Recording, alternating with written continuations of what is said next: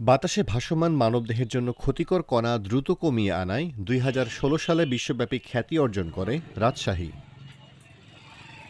২০২৪ সালের শেষ প্রান্তে এসে ক্রমেই ভয়াবহ বায়ুদূষণের গ্রাসে পতিত হচ্ছে গ্রিন সিটি ও ক্লিন সিটি খ্যাত নির্মল বায়ুর শহর রাজশাহী। সম্প্রতি এক পরীক্ষায় উঠে এসেছে শহরটির বায়ুদূষণের চিত্র। বায়ুর মান পরীক্ষায় বিগত বছরগুলোর তুলনায় এবছর মিলেছে ভয়াবহ ফলাফল। ৩০ নভেম্বর রাজশাহীর বরেন্দ্র পরিবেশ উন্নয়ন স্বেচ্ছাসেবী সংস্থার একদল পরীক্ষক নগরীর বিভিন্ন পয়েন্টে বাতাসে ভাসমান মানবদেহের জন্য ক্ষতিকর কণার পরিমাণ নির্ণয় করে। সম্প্রতি সময়ে অতিরিক্ত পুকুর ভরাট, গাছ নিধন সহ বেশ কিছু মেগা প্রকল্পের মাটি, বালু যত্রতত্র ফেলে রাখায় রাজশাহীতে বায়ুদূষণ হচ্ছে অনেক বেশি। বায়ুতে ভাসমান ধূলিকণা PM2.5 এবং PM10 এটা মেজার করতেছি। এটা আমরা গত 2 বছর থেকে 2022-এ মেজার করেছি ড্রাই সিজনে, 2023-ও ড্রাই সিজনে করেছি, তার ধারাবাহিকতায় 2024-এ ড্রাই সিজনে মেজার করতেছি।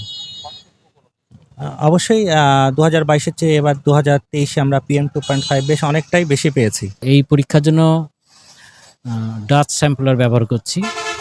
এটাতে PM10-এর যে মাত্রা সেটা আমাদের নির্ধারিত 150 মানমাত্রার থেকে অনেক বেশি পাচ্ছি, 170।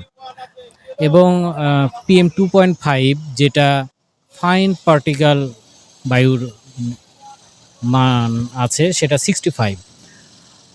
সেক্ষেত্রে আমরা পাচ্ছি 122 থেকে 130।